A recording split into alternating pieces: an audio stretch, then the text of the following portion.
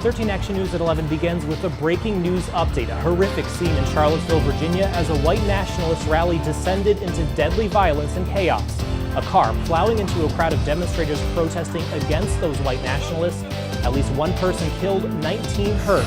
We have new video just in tonight of a vigil being held for the victims. Police say 2 state troopers were killed in a helicopter crash while responding to the scene. This man, 20-year-old James Fields, is now charged with murder. ABC's Lana Zach starts us off with the latest tonight. The governor of Virginia says 3 people are dead following the violence in Charlottesville. A state of emergency declared after white supremacists and counter-protesters clashed. Starting on Friday, white nationalists assembled, some swinging torches. Police dispersed the crowds, calling it an unlawful assembly. But the violence reached a new level on Saturday afternoon when a car plowed into the group that was protesting the white supremacists. And a car just plowed through hundreds of people. The fatal crash taking the life of a 32-year-old woman. The suspect identified as a 20-year-old white male. And 2 Virginia State Police officers, Lieutenant H.J. Cullen and Trooper Pilot Burke M.M. Bates, also died in a helicopter crash as they were assisting public safety, though foul play is not suspected. White nationalists are being blamed by the governor for bringing violence to the state. Go home. You are not wanted in this great Commonwealth. And President Trump, speaking to the nation, also denounced the violence. We condemn in the strongest possible terms this egregious display of hatred, bigotry, and violence on many sides. Many are asking why the president didn't denounce the white supremacists specifically. One of the strongest statements coming from Republican Senator Orrin Hatch, who tweeted, "We should call evil by its name. My brother didn't give his life fighting Hitler for Nazi ideas to go unchallenged here at home." Lana Zach, ABC News, Washington. This is one of the pictures from the rally that's been going viral. Now, some in Nevada are identifying this guy as a UNR student who was once pictured with Senator Dean Heller. And the social media outrage prompted the Republican senator to send out this tweet. Heller writes, quote, "I don't know this person and condemn the outrageous racism, hatred, and violence. It's unacceptable and shameful. No room for it in this country." Only on 13 Action News, the man charged with trespassing after jumping on stage during a Britney Spears show is now speaking out. I was having a good time, and I thought I was having a good time. It wasn't to scare anybody. It wasn't to harm anybody. I was told I couldn't dance there. If I was going to dance, the only dancers was going to be on stage. So I went on stage. Jesse Webb says he was just having a good time and didn't mean to harm anyone. He spoke with 13 Action News anchor Masa Saidi via FaceTime from Kansas City today. The incident happened on Thursday during Britney's show at Planet Hollywood. Security tackled Webb and rushed Britney off stage. Webb says he didn't mean to scare or harm Britney, and he was just lost in the moment dancing. I just want to make it clear that there was no intention for violence, hurting Britney, or causing the scene that was caused. But I get it. I mean, it could have been somebody who would have been crazy, and somebody that could have harmed her. Webb was arrested and booked into CCDC on Thursday, but has since been bailed out. He also tells us he had no intentions of even approaching the pop superstar, and there was, of course, no gun involved. New tonight, a great turnout at a fundraiser today for a local little boy who's fighting for his life after nearly drowning. 13 Action News reporter Annalise Ortiz explains why Christopher's family is overwhelmed by the support. People from across Las Vegas have been touched by this little boy's story. It's brought me to tears to know that strangers out there do care, and they want Christopher to get better. 1-year-old Christopher is fighting for his life after a near drowning. His family is hoping a special kind of treatment will bring him out of a vegetative state. I'm going to do everything and anything I can to figure out how to pay for this. I'm not going to let him stay like that. But it comes at a high cost, $12,000. All like brand new. His family held 2 garage sales this weekend. It's helping them get closer to that goal. They even brought toys over to donate. People even showed up and just brought money just to donate. An outpouring of support from friends, family, and strangers. One family even came in and they met Christopher, and they prayed with us, and that was real nice and sweet. A community all rooting for Christopher to recover. I think he's definitely going to be able to get those treatments. The family is still collecting donations on their GoFundMe page for Christopher. They've already raised more than $6,000. Annalise Ortiz, 13 Action News. Now, as Annalise just mentioned, the family does have a GoFundMe account. If you'd like to help out, we'll post that link for you on our website. Just go to ktnv.com. A 13 Action News crime alert now. Police need your help finding this man they say robbed a business in the valley. It happened yesterday on Sahara near Paradise. Metro says the guy took some cash and then ran away. No one was hurt. Police are also on the lookout for this man who they say is a violent criminal. Detectives say the man robbed 2 businesses in the valley on Thursday. Police tell us he had a gun, and one of the robberies he threatened to shoot a female clerk if she wouldn't hurry up. A monsoon storm brought in tons of rain to the valley yesterday. It caused some areas to flood, even dumping hail in Mountain's Edge. The weather wasn't just an inconvenience, it was also dangerous. Here's a live look at our Doppler radar there. You can see some activity just outside Clark County right now, but you know how quickly these storms can move in, especially with monsoons. Everybody wants to know, more rain on the way? Not in the short term. It looks like we're done for a little while. Yes, tomorrow maybe we get a sliver in southeastern portions of the valley, but I really don't think it's going to happen. And there you see why. We're in the battleground, sort of between that more moist air to our east and the much drier air to our west. In fact, you can see this, another picture of this on our satellite radar composite. Here you can see out to the west, very dry conditions and still some storms going on and lots of cloud cover to the east. And here is what's going to bring in the drier air. Pacific Northwest, you see the system that's going to drop into the area, and already tomorrow going to be kicking up the wind. So not only bringing in drier air, but also a little bit of wind and a cool down. So I'll tell you how windy and how cool we're talking and when it arrives in your 13 First Alert forecast. All right, thanks, Carla. Well, new tonight, pot dispensaries in the valley want to stay open 24/7. The Las Vegas Review-Journal is reporting crime is one of the biggest reasons dispensaries want to be open at all hours. During the county's Green Ribbon panel meeting yesterday, some members said this would help decrease the number of robberies. The proposal would have to be approved by Clark County commissioners. Right now, all pot stores are allowed to be open from 7 a.m. to 3 a.m. Tonight, there's a growing showdown between the U.S. and North Korea. President Trump and Kim Jong-un are trading threats of military action, each one more severe than the last. After the president warned that the U.S. was locked and loaded, North Korea responded with a threat of its own, promising tragic doom to America. Here's ABC's chief global affairs correspondent, Martha Raddatz. Today, a new warning from Kim Jong-un's regime after nearly a week of threats on both sides. North Korean state media sending this message. If the Trump administration does not want the American empire to meet its tragic doom, they had better talk and act properly. The threat comes after North Korea earlier this week said it was crafting a plan to send 4 missiles to the waters off Guam. And its latest message clearly a response to President Trump's string of warnings, from his Friday tweet saying the U.S. military is locked and loaded to his latest. And if anything happens to Guam, there's going to be big trouble in North Korea. The governor of Guam urging calm to the 160,000 Americans who live there. Today he received a call from the president. We are with you 1,000%. The president even promising him a tourism boom. You become extremely famous. Your tourism, you're going to go up in like 10-fold. Still, U.S. officials tell ABC News there is no high alert for U.S. forces here. But should conflict break out, it's the citizens here of South Korea who could pay the steepest price. There are also 14,000 tubes of artillery which could rain down on South Korea's capital of Seoul if they intended to do that, with over 26 million people caught in the crosshairs. The North so reclusive that these leaflets with messages are launched into North Korea from the South. Lee Min-bok says he defected to the South after reading one, and now delivers his own. After reading the leaflet, I just knew that the North regime was all false. What do you think it's like for the people who are still in the North today? It is slavery.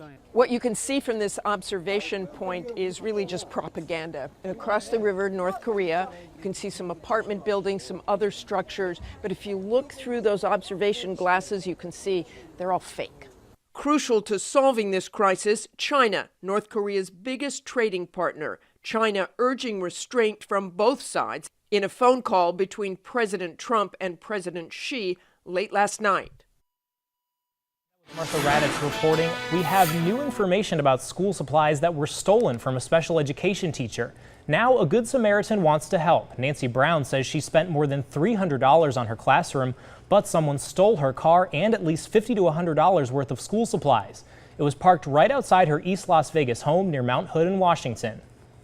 You choose a place to live because you expect it to be safe. So when it's not, it's just kind of flustering.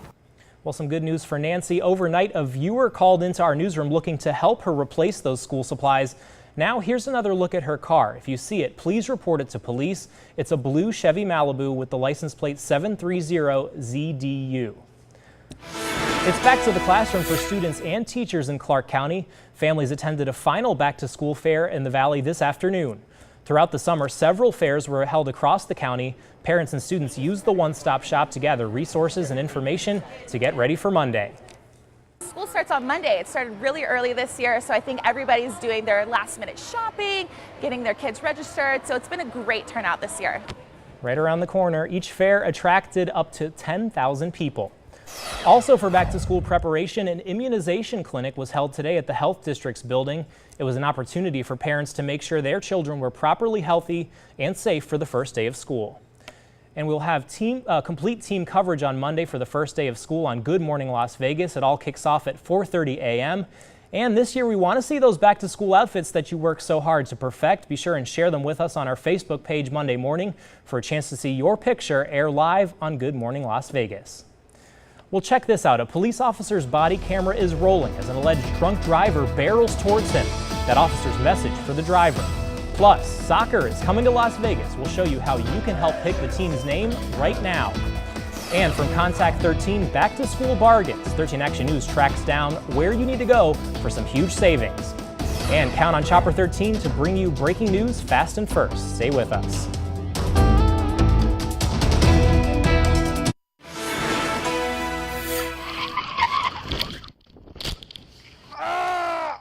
A dramatic new video tonight. A Houston police officer with just a split second to react when an alleged drunk driver barrels towards him.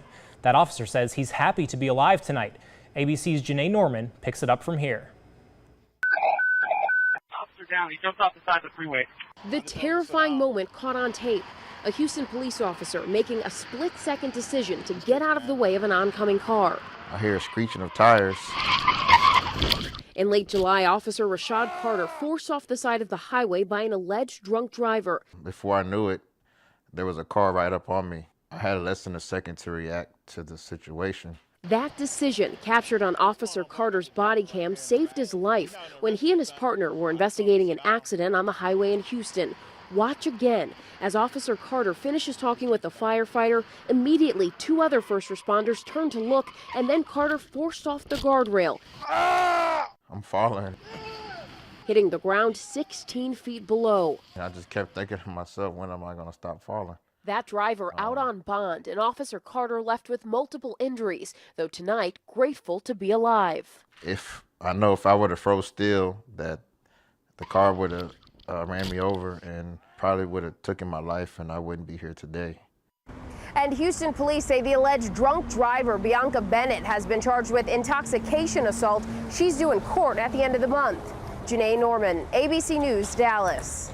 Well, check this out. A quick-thinking bystander rushed in to help after a sign caught fire outside a Valley nail salon.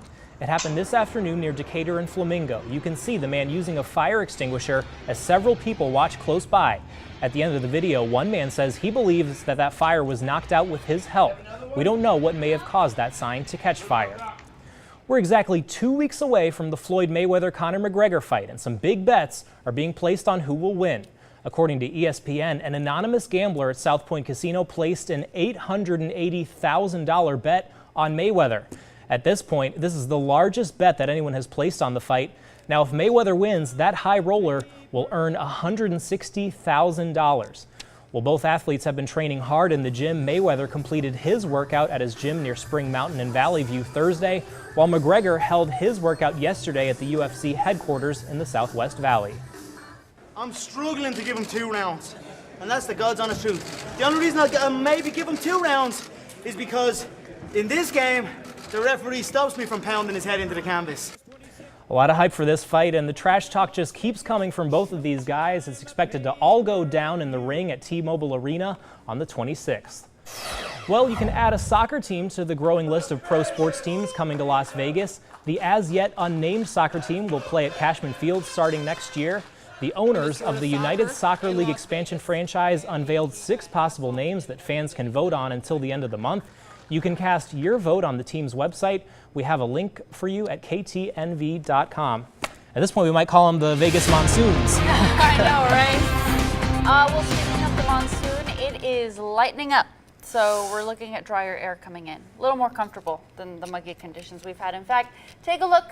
Part of our monsoon tracker, we of course track our moisture, and by tomorrow it will go down quite a bit from where it was this afternoon, and then once we get to Monday, we're going to see even more of a drying trend. That is with a system that is coming in, and then Tuesday, Wednesday, Thursday still will be pretty comfortable out there. So 13 first alert, Desert Doppler not tracking anything close to the Las Vegas Valley. A little storm that just popped up in Searchlight. Other than that, out in Mojave County, that's where we're seeing all the activity. So Clark County looking pretty quiet at this time. You see, this is the system that we're tracking in the Pacific Northwest. That's going to drop down and kick up the winds, bring us a little bit of a cool down, and going to be part of what is drying us out in the next couple of days. So high pressure and control tomorrow, but there comes the system, and already tomorrow we will see some breezes with that system. Then we're going to kick up to low end of the windy category on Monday. By Tuesday, the system starts to lift, but we'll see some breezes on the back end of that system. And then once it does move out, high pressure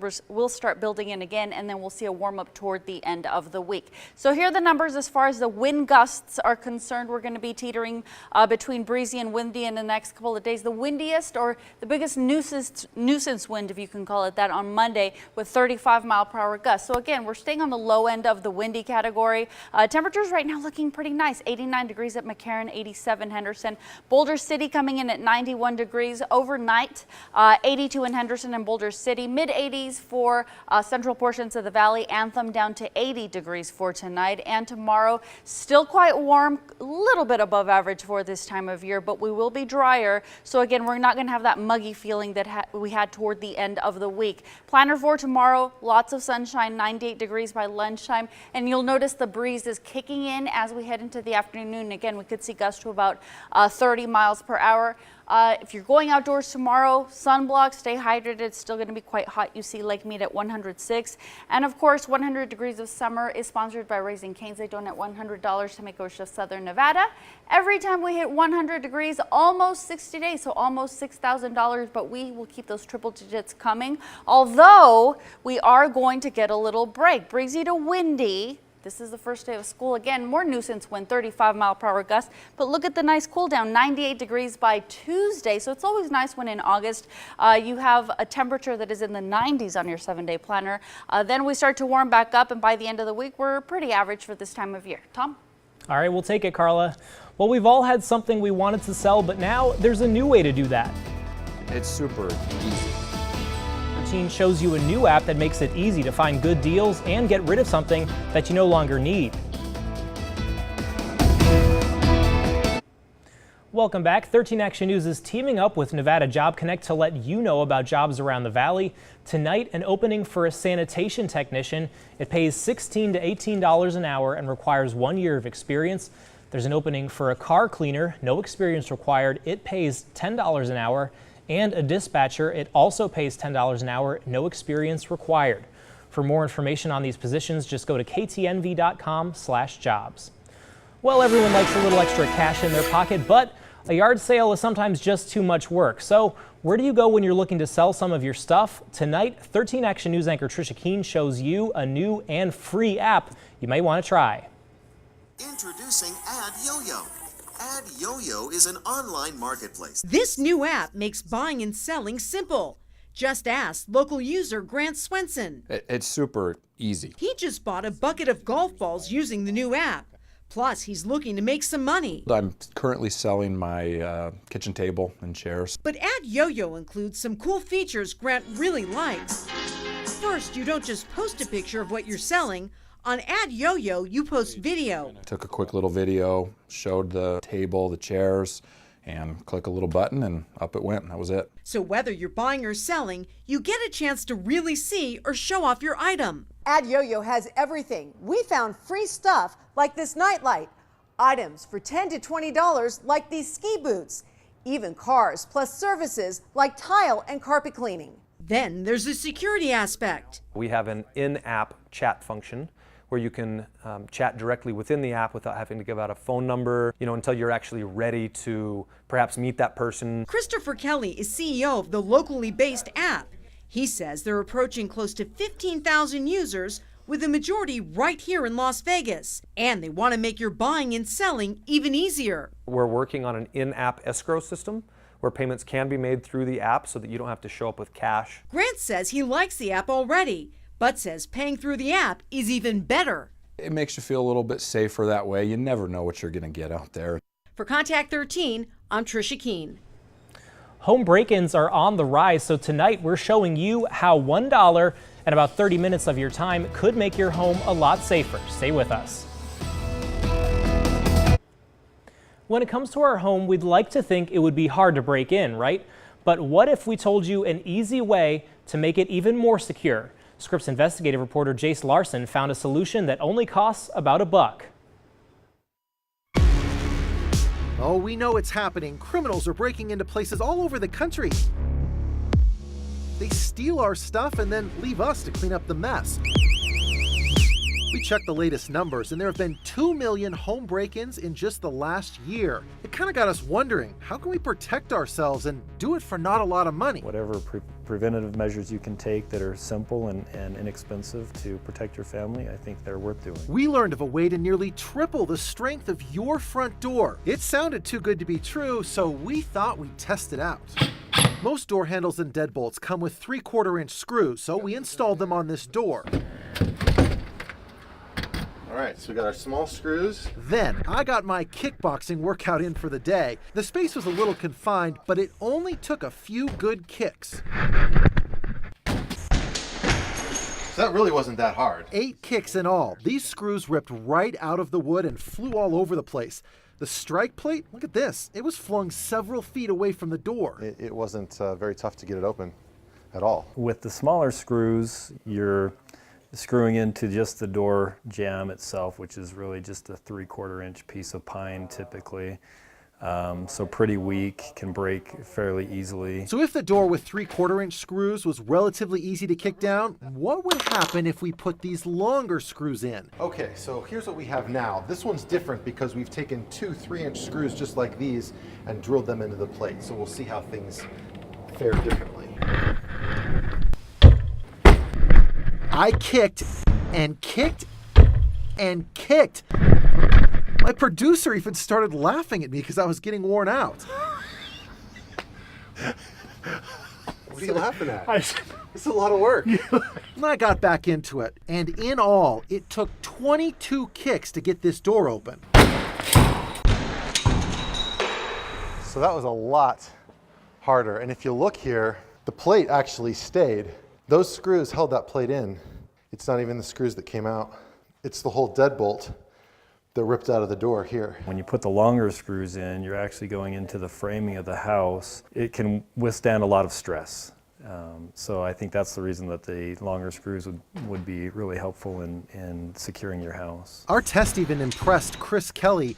He used to install doors in new and remodeled homes. Yes, I will be going out to purchase some right away, in fact. Probably the cheapest way to secure your house that I could think of. Installing new screws at your house is something you can easily do. We picked up 2 screws at a local hardware store. They're 3 inches long, and we paid just more than $1. I'm Jace Larson.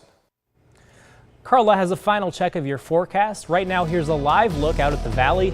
You're watching 13 Action News, where we bring you breaking news fast and first. Stay with us. All All right, there is your 13 First Alert 7-day planner. Still hot tomorrow. Breezy winds with gusts to about 30 miles per hour.